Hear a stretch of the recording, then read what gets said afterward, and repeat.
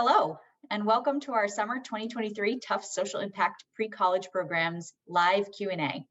I'm Lauren Barry, Associate Director of Tufts University's Pre-College Programs, and along with my colleagues, we're excited to take you through tonight's overview of some of our summer programs. We hope tonight's session will help you learn more about our academically challenging and uniquely rewarding summer programs, including International Relations, Leadership for Social Change, and Climate Resilience Institute. Not only do we have a lot of great information for you tonight, but we're also looking forward to letting you drive the second half of the session by asking questions of our team members. As we talk through each of the programs tonight, please feel free to enter any questions in the Q&A section, and we'll keep track to make sure we answer all of your questions following the overviews. With that, let's get started and meet the rest of the team for tonight's session. Hi, everyone. I'm Ken Cruz. I am a program administrator here at Tufts Pre-College Programs. I've been with the team for a little bit over a year, and this will be my second summer with the pre-college students. It's great to meet you all. Hi, everyone. My name is Calvin. I use he, him pronouns, and I am the program lead for the Leadership for Social Change pre-college program. I'm a staff member at our Tisch College of Civic Life, and like Ken and Lauren said, I'm excited to meet you all and talk more about my program later on in the session. Hi, everyone. I'm Phoebe Sargent. I am the program lead for the International Relations pre-college summer program. I'm also an administrative coordinator with the Political Science Department here at Tufts and a Tufts alum myself. I graduated the history major here in 2021. I'm also very excited to talk more about my program and let you know about the exciting stuff that you can expect from the international relations field. Hi, I'm Leanne. I'm the program coordinator for environmental studies here at Tufts. I'm also the program lead for the Climate Resilience Institute. And I've been at Tufts for a little over a year now. I helped with last year's program. So I'm excited to tell you more about what we have planned for this year and to tell you a little bit more about what to expect. Great, thank you, everyone. For tonight's agenda, the leads for each program will provide an overview of the program itself. We will then walk you through the application process. We'll end with a live Q&A session. Please put any questions you have in the Q&A feature, and we'll answer them during the Q&A portion at the end. First up is our International Relations program. Take it away, Phoebe. Excellent. So let me talk you through a little bit of what international relations has to offer. So we are a 2-week residential and commuter program, meaning we welcome students from across the globe, as well as students from the Boston area who might not want to take a part of the residential programming. What you do essentially is the program is split into 2 chunks, which makes our program very unique. The first half of the day, students are spending time in a language-specific course. We offer 7 different language courses ranging from intermediate and advanced Spanish all the way to English language learning. So for any of those students who are learning English as an additional language, we also offer that to learn English as an academic language. And then students have a break and then they move into their sort of secondary programming, which is focusing on international relations as an academic field. You hear from Tufts instructors and Tufts professors that are leading scholars on their work across the globe in topics that include history, education, environmentalism, English. We also have cybersecurity, law, history, and political science, of course, where they'll do about an hour-and-a-half lecture. And then later on, students are asked to go to a sort of recitation where they will work with a Tufts student in a classroom and really go over what the lecture of that day was and do a little bit more hands-on activity where they can work in a smaller group, no more than 20 students.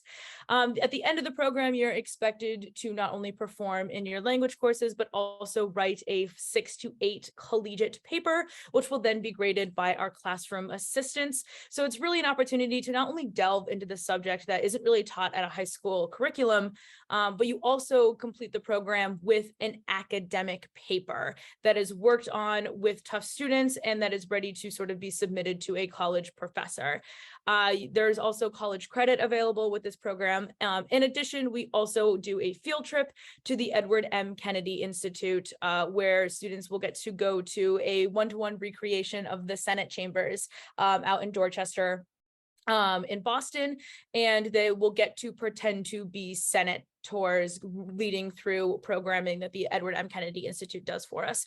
So not only are students really getting involved in small language courses, not only are they hearing from leading scholars in international relations, they also have time to discuss and debate with their peers on top of really working on sort of a model United Nations type simulation of the coursework that they're doing in this program as well.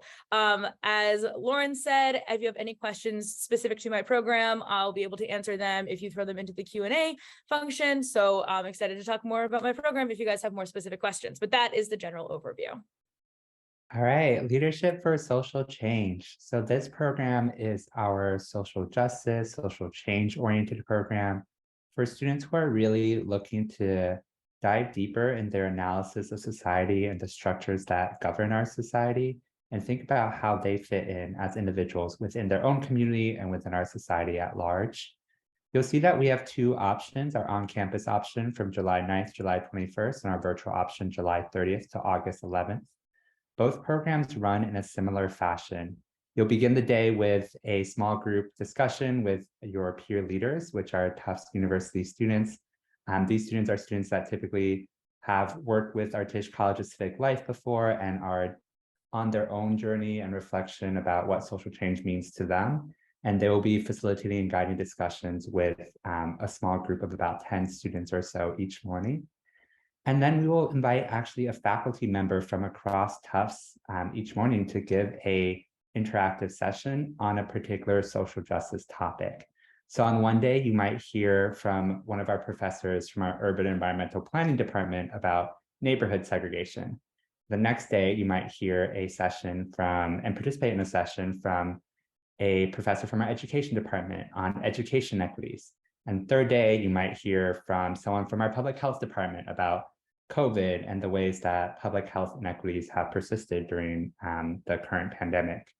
And throughout the 2 weeks, you'll really get these different perspectives while figuring out the ways in which all of these different equities are actually interconnected in different ways. After you have these faculty sessions, you often spend time back in your small groups with the peer leaders. And then later on during the day, we actually also invite community leaders and community organizers and local politicians to come speak with our students as well, really giving you a grassroots on the ground insight and perspective into what change making actually looks like. So you'll have both a academic faculty lens combined with a grassroots nonprofit or state level, local level politician perspective. And really the point of all this is to help you come to your own understanding and your own sense of what civic engagement and community engagement means to you and what that pathway could look like for you as a high school student, 16, 17 years old, and as you kind of explore your interests, both in high school and then beyond in college. You'll see that some of our goals are listed here on this slide. We hope that you'll develop and apply skills of leadership and civic engagement.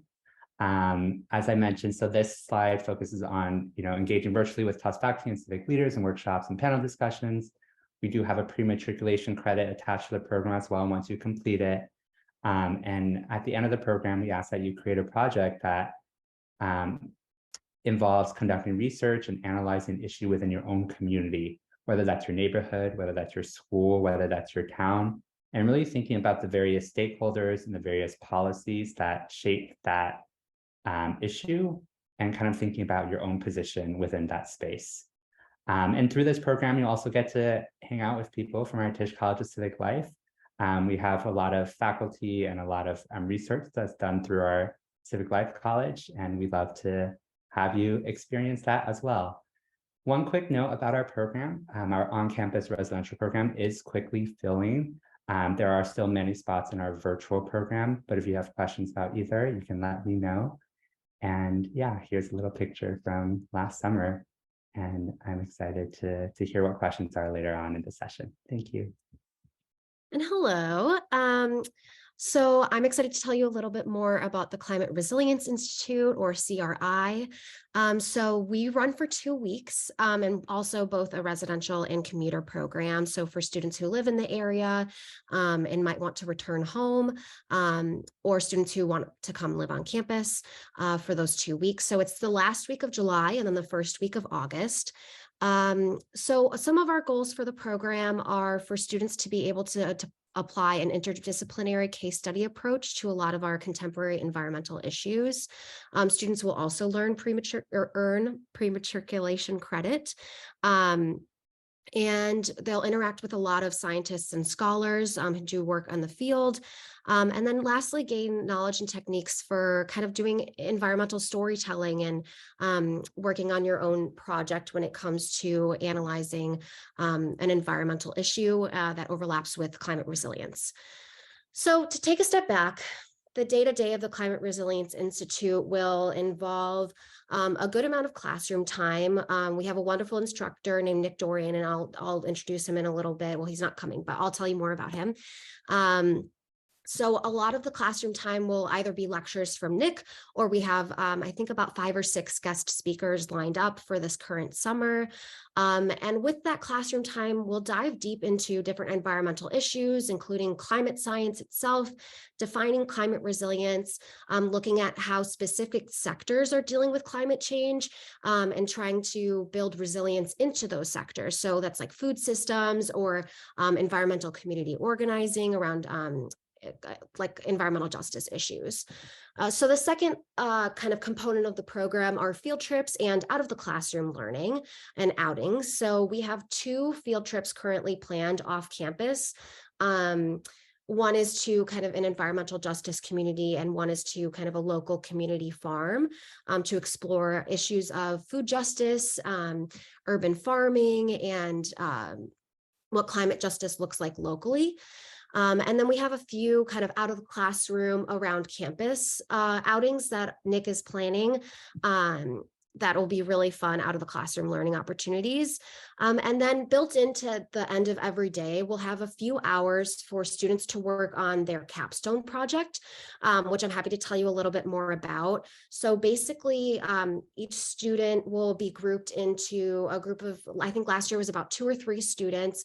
And throughout the 2 weeks, you'll build up to a project that you'll create, basically a website that dives into a specific issue about climate resilience. So last year, one of the issues was about clams in the Chesapeake Bay, and the different type of farmers around that system, and how people are using the clams to build climate resilience in the Chesapeake Bay.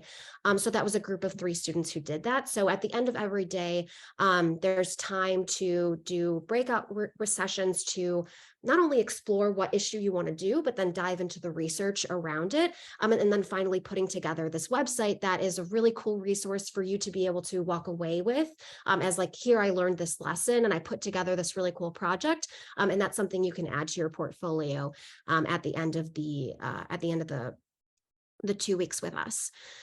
So second thing I want to highlight is just kind of the variety of people students will be learning from in CRI. So first, I mentioned our instructor, Nick Dorian. He is a PhD. He will be done with his PhD actually by the time CRI starts. He is researching native pollinators here in the US. So he knows a lot about not just climate change, but how climate change is impacting our ecosystems and kind of the very baseline of our ecosystems, which are pollinators, which a lot of us know and have heard a lot about how climate change is impacting bees in our communities. So the second kind of group of people that students will be learning from is our classroom assistants. So we'll have 3 Tufts environmental studies students working with all of our high schoolers in CRI.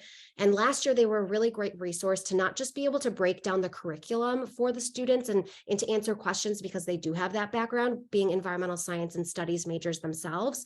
But they're also a great resource for students to say, hey, how did you know you wanted to come to Tufts? Or how did you choose to double major? Or is it a big deal to double major? Or how did you know you wanted to come to college in the first place?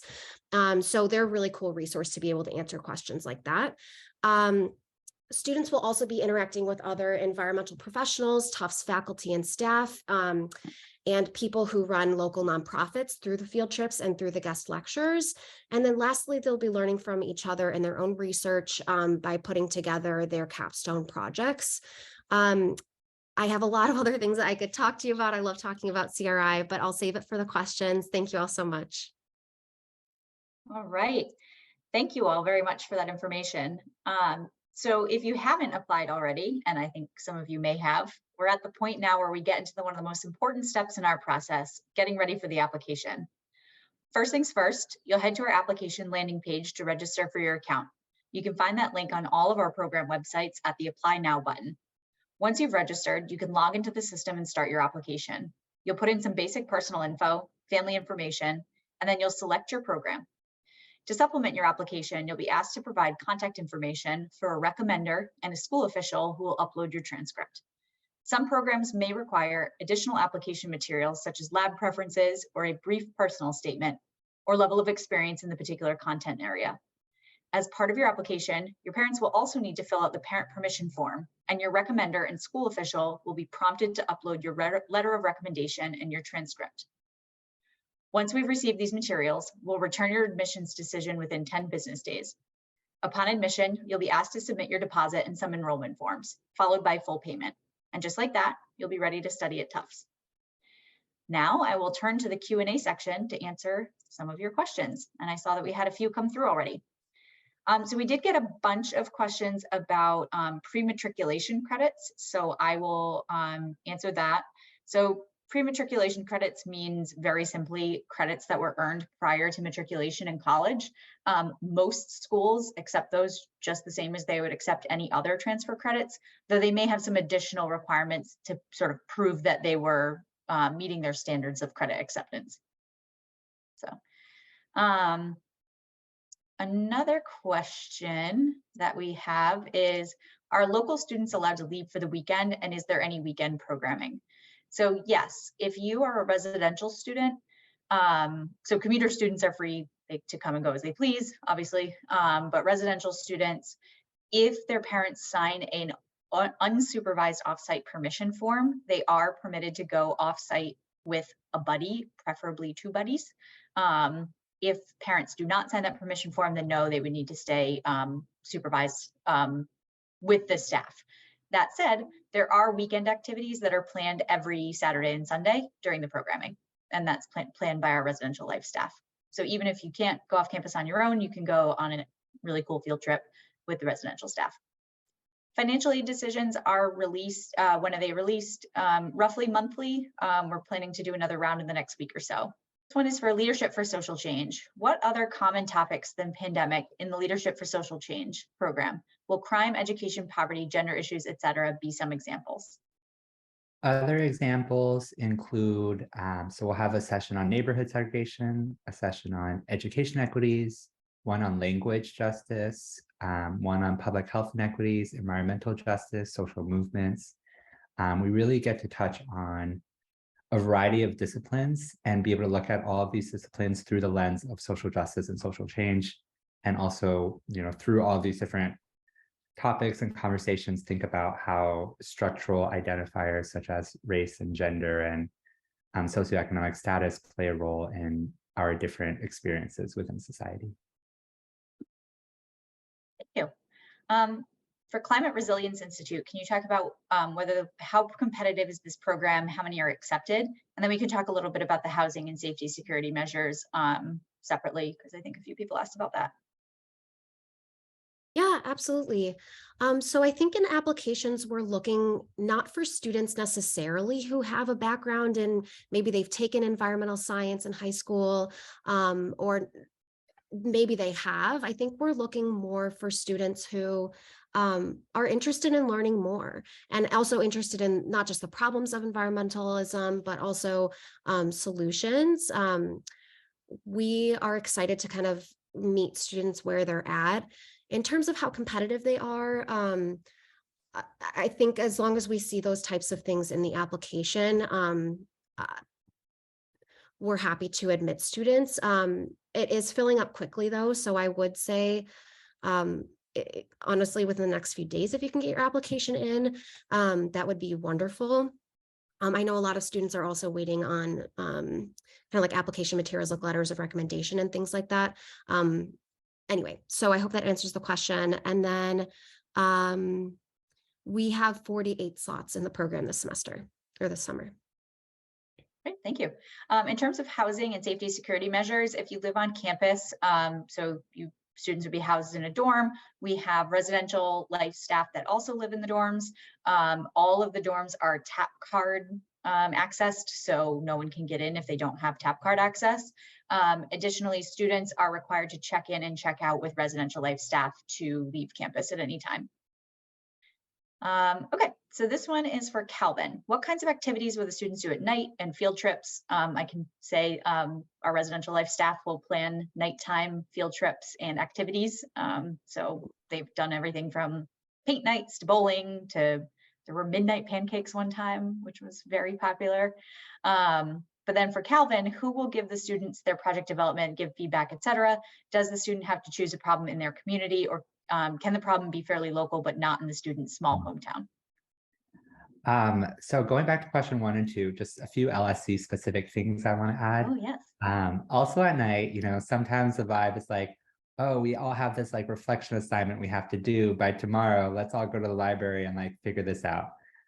So there is some amount of post-program work that we'll ask them to do, but we are very mindful that we have them all day and try to make their nights relaxing and also spent together with other pre-college students if that's what they want to do.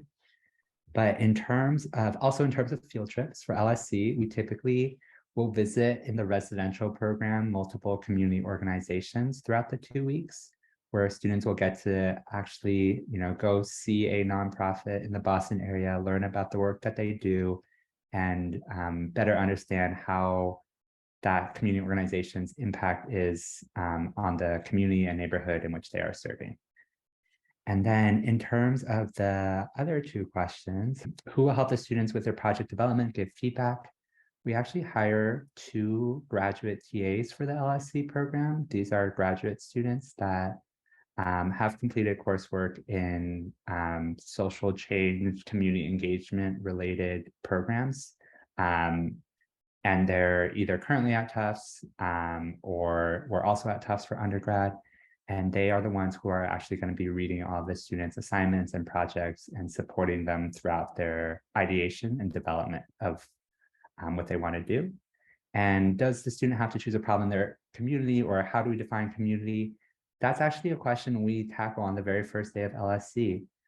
Community can be defined in so many different ways. It could be your neighborhood, but it could also be your state. It really depends on the level in which you are analyzing a social issue at and what's most important to you. And many times, what happens, let's say at a state level, can greatly affect what's happening in your actual neighborhood and community. So we're very flexible with how we're defining community, as long as the student is choosing a project that ultimately they are passionate about and they genuinely want to see changed within their community. So for Climate Resilience Institute, do the students pick the topics they wish to pursue, or are the subjects provided by the instructor? Great question. Last year, we did allow students to choose in their groups. We found it really challenging. One, because the topic should really revolve around climate resilience, and there's a lot of research out there about environmental and climate change things, but not a lot of things that focus more specifically on climate resilience. So there was about a week to finalize the projects, and the project topics, and it didn't leave a lot of room to actually let the students do their research. And I think a lot of students felt stressed about putting together the capstone project on the website itself. So this year we're trying something new. We are having students choose from a list of topics that Nick's coming up with that revolve more around climate resilience. And I believe he's even doing kind of some background research to make sure there's enough research for students to be able to pull from to be able to do the projects. But I'm assuming it's going to be a long list and that there'll be a lot of different types of topics for students to be able to choose something that's really interesting to them. Great, thank you. So this is a question about how old are the student assistants? I believe most of them are graduate students, correct? For our program, they're actually undergraduate students in the environmental studies program. So they'll be 18 to 20-ish, 22-ish. Okay, thank you. Okay, a question for Phoebe regarding the IR language, if you can change after being admitted. Yeah, you absolutely can. The one thing that is just a bit finicky about the language, if you do want to enter into either intermediate Spanish, advanced Spanish, or intermediate French, you do need to take a language placement exam along with that.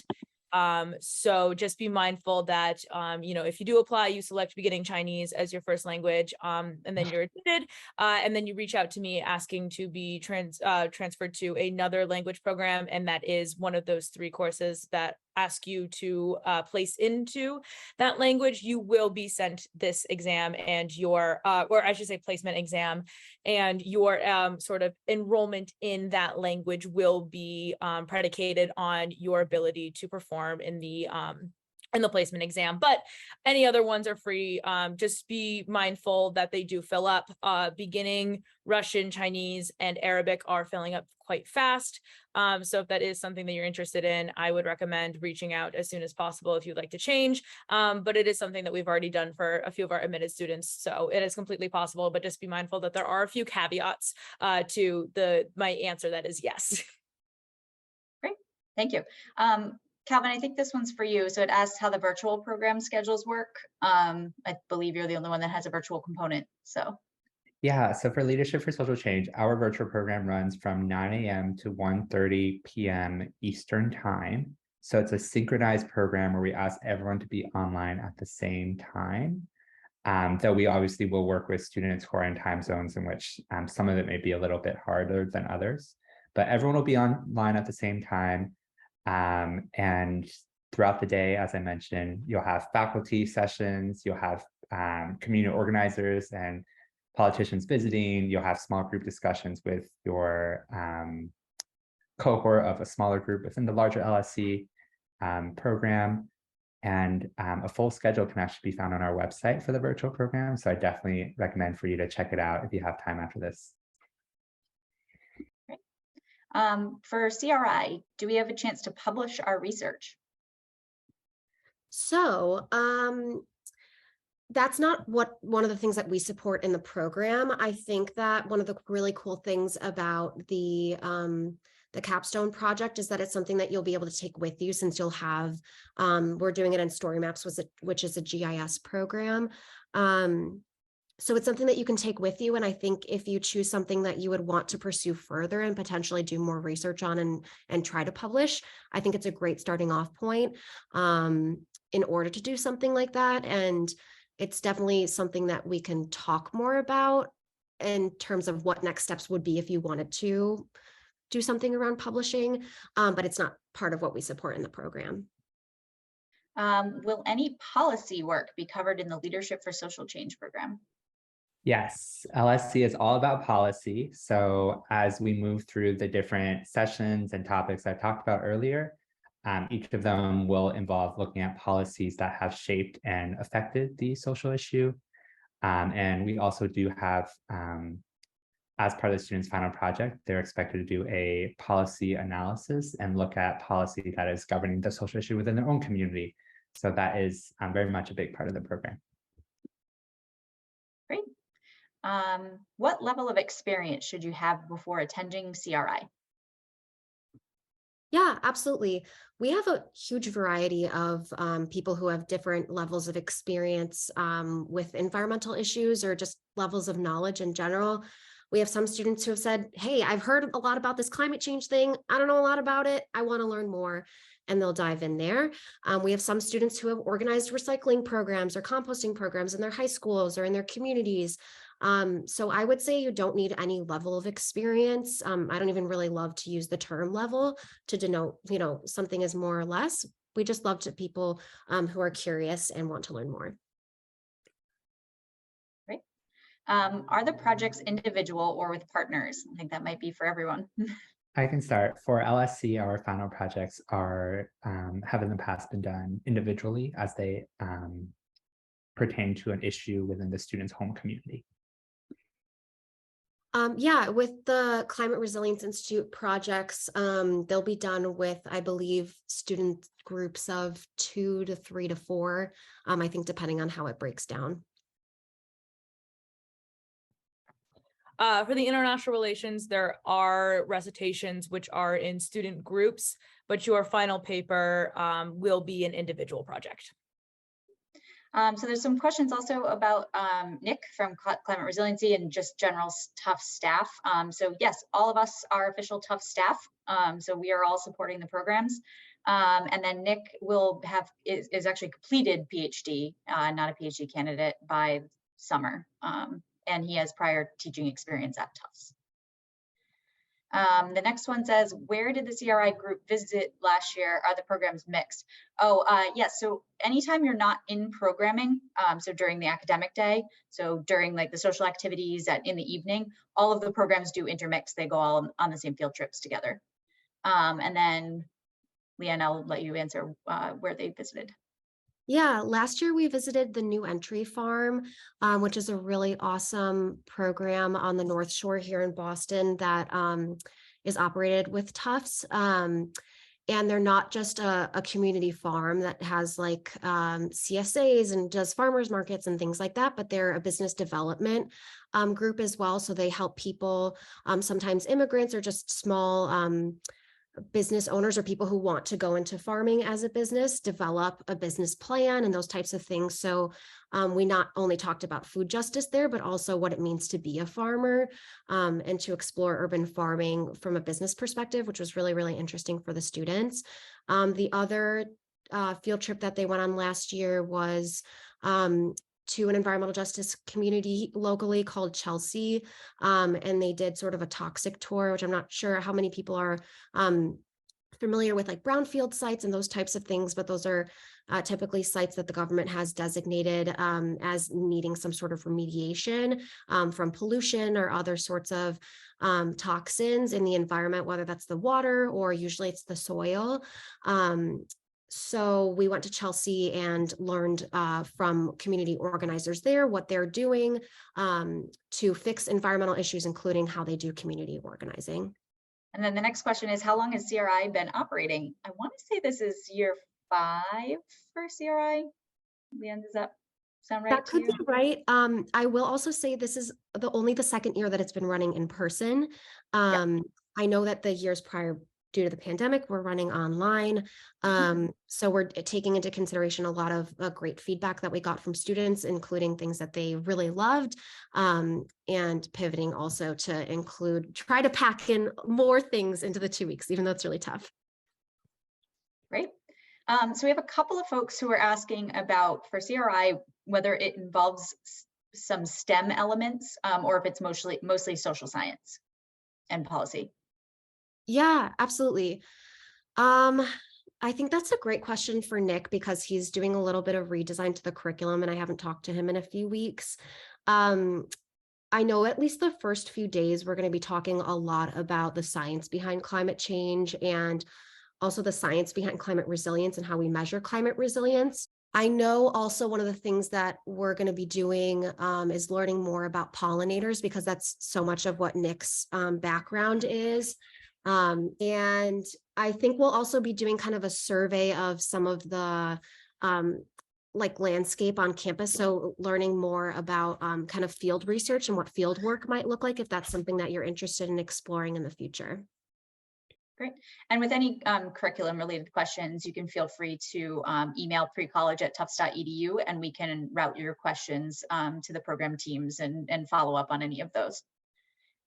So what are the hours for the program? I think it depends a little bit on what program you're in. I think roughly 9 to 5-ish. And then if you're residential, there would be after hours, social activities and things like that.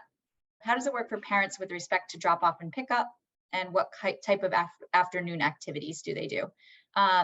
So for drop off and pick up, if you're residential, there would be a set hour span, usually later afternoon on the Sunday that programs start. And parents can come by, drop off, spend a couple of hours. We turn the cameras off for 2 hours in the parking lot so that you can move your student in, and then that's that. What time afternoon programs? It's a mix. Usually the afternoon programs are a little bit closer to home than the weekend field trips. So they might be things like cooking nights, paint nights, you know, they did like a tie-dye run last year. So things usually more on campus during the afternoon because folks are getting back from their programs and needing to go to dinner. And then weekend field trips would be a little bit further afield. So like going to the beach or going into Boston. 10 days from the date you're accepted to pay the fee, or 10 days from today, 10 days from the date you're accepted to pay your deposit. How selective is leadership for social change? The residential program fills up quite quickly, that one in particular. So, and we do cap both programs, the residential and the virtual program, at 40 students. So if we end up filling up, it becomes, a lot harder for us to have a spot for students after we fill up. Until when do students have to leave the dorm? It's usually by roughly 5 p.m. on the final day of programming. Oh, food accommodations, great question.